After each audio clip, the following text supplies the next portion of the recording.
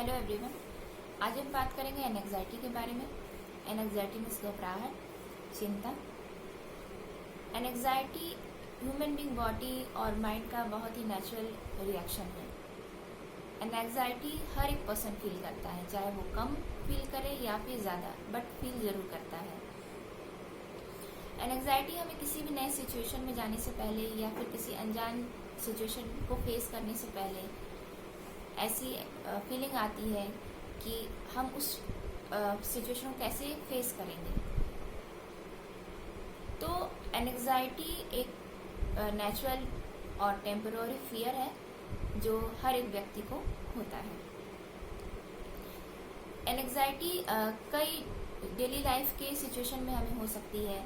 जैसे कोई स्टूडेंट जो एग्जामिनेशन डेट देख रहा हो तो उसे एंग्जाइटी फील होने स्टार्ट हो जाएगी कि अब तो मेरे सामने डेट आ गई, एग्जामिनेशन डेट आ गई। इसके अलावा अगर एग्जामिनेशन हॉल में जाने वाला है तो प्रिपरेशन के बावजूद उसे एंग्जाइटी फील हो सकती है, या फिर क्वेश्चन पेपर देखकर उसे एंग्जाइटी फील होना स्टार्ट हो जाए।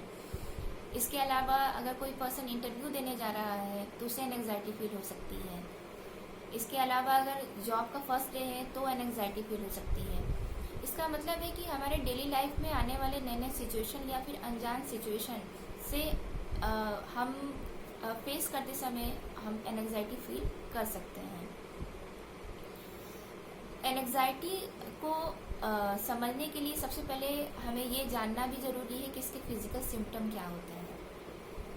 तो जब भी कोई पर्सन एंग्जाइटी फील करता है तो हर पर्सन में अलग अलग सिम्टम, फिजिकल सिम्टम्स देखने को मिल सकते हैं। जैसे किसी व्यक्ति को बहुत ज़्यादा पसीना आने लगता है, किसी के हाथ पैर में पसीने आने लगते हैं, किसी के हाथ पैर कांपने लगते हैं, किसी की हार्ट बीट बहुत ज़्यादा बढ़ जाती है। इसके अलावा हम किसी से बात करने से घबराने लगते हैं, या फिर मुंह सूखने लगता है, किसी को टॉयलेट बार बार आने लगती है। तो इस तरह के अलग अलग फिजिकल सिम्टम्स हमको एंग्जाइटी के टाइम में देखने को मिल सकते हैं। तो ये तो हुए फिजिकल सिम्टम। अब हमें ये समझना ज़रूरी है कि क्या ये एंग्जाइटी निगेटिव फीलिंग्स है, क्या ये निगेटिव रिएक्शन है हमारी बॉडी और माइंड का? तो नहीं। कई बार एंग्जाइटी हमारे बेटर परफॉर्मेंस के लिए भी बहुत ज़रूरी होता है। इसको आप एक एग्जाम्पल से समझ सकते हैं कि अगर किसी स्टूडेंट का एग्ज़ाम आ गया है और वो इसके लिए घबरा रहा है कि मैं कैसे एग्ज़ामिनेशन की प्रिपरेशन करूँगा और मेरी एग्ज़ाम कैसे जाएगी, तो इस सोच के साथ, इस थिंकिंग के साथ वो बेटर से बेटर प्रिपरेशन करने की कोशिश ज़रूर करेगा। तो इससे उसके पॉजिटिव परफॉर्मेंस सामने आएगी। इसके अलावा अगर इंटरव्यू को लेकर किसी को घबराहट हो रही है तो कोई पर्सन उसको बार बार सोचेगा कि किस तरह के क्वेश्चन हमसे पूछे जा सकते हैं, तो उसके लिए वो अच्छे से अच्छे प्रिपरेशन कर सकता है। तो इस तरह से एंग्जाइटी निगेटिव फीलिंग्स नहीं है। अब हम समझेंगे कि एंग्जाइटी अगर बहुत ज़्यादा होने लगे या फिर इस सिचुएशन में हमें क्या करना चाहिए, इसके कोपिंग मेथड्स क्या होते हैं, एंग्जाइटी के कोपिंग मेथड्स क्या हैं। तो अगर हमें एंग्जाइटी फील हो रही है तो हम डीप ब्रीथ ले सकते हैं,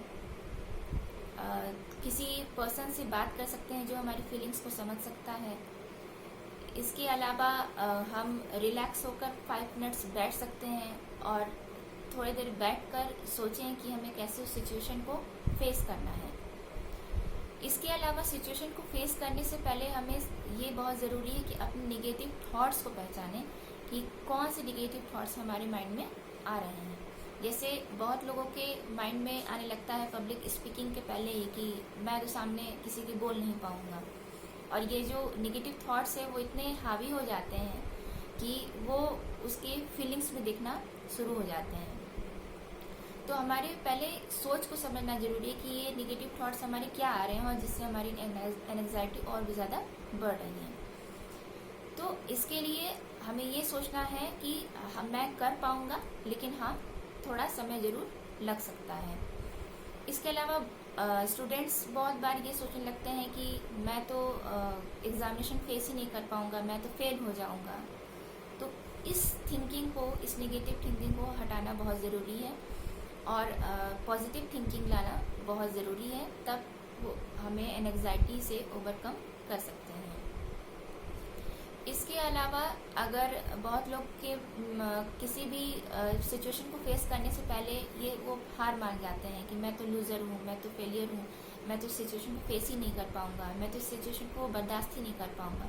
तो इस तरह के निगेटिव थॉट्स को अपने माइंड से निकालना बहुत ज़रूरी है, और इसको रिप्लेस करके ये हमें सोचना ज़रूरी है कि मैं इस सिचुएशन को फेस करने के काबिल हूँ। तो इस तरह की कई कोपिंग मेथड्स हैं जिनसे हम अपने एंग्जाइटी को कंट्रोल कर सकते हैं। इसके अलावा अगर एंग्जाइटी बहुत ज़्यादा हो रही है, हर एक छोटी छोटी सिचुएशन में होना स्टार्ट हो गई है, जिससे अगर कोई पर्सन हमारे घर का बाहर जा रहा है उससे हमें एंग्जाइटी होने लग रही है और निगेटिव थॉट्स हमेशा आने लग रहे हैं कि कहीं वो बाहर जाएंगे तो उनका एक्सीडेंट हो जाएगा, कुछ ना कुछ हमारे साथ गलत होगा, या फिर अगर किचन में जा रहे हैं उससे हमें बहुत घबराहट हो रही है, खाना बनाने में बहुत घबराहट हो रही है, या जिस सिचुएशन से हमें नहीं घबराहट होनी चाहिए और बहुत ज़्यादा उससे हो रही है, तो हमें किसी काउंसलर का, किसी साइकोलॉजिस्ट का या साइकेट्रिस्ट की मदद ज़रूर लेनी चाहिए।